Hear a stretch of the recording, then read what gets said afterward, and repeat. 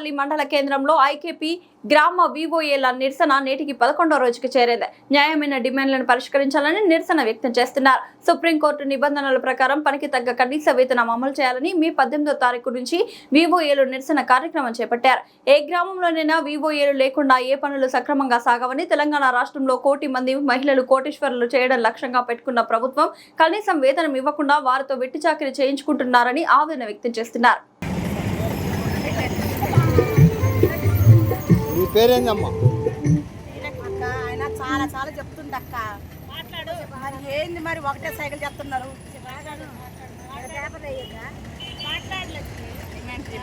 పెట్టేస్తంటే ఆయన అనుకుంటాడు.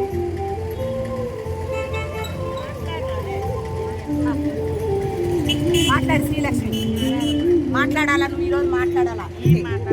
ఏ మాట్లాడుతూ మాట్లాడు. మీ డిమాండ్ ఏందమ్మా? మీ డిమాండ్ ఏంది?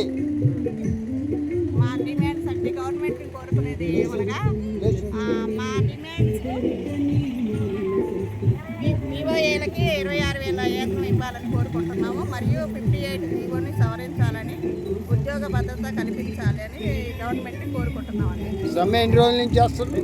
వాటికి 11 రోజులు అంటే 22వ తారీఖు నుంచి చేస్తున్నాం. గవర్నమెంట్ నుంచి ఏమైనా రెస్పాన్స్ వచ్చిందా? ఇంతవరకు ఏమి రాలేదండి. రెస్పాన్స్ ఏమి రాలేదు.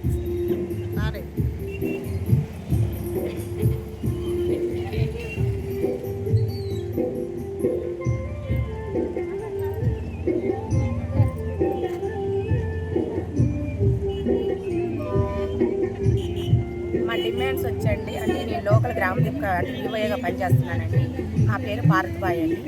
మా యొక్క ముఖ్య డిమాండ్ ఏంటంటే ఆ రోజు ఫెస్టివల్లో మాకు 26,000 ఇస్తానని ఆ రోజు ఒప్పుకుందే మేము అడుగుతున్నామండి. అంతకుమించి మేము అడగట్లేదు.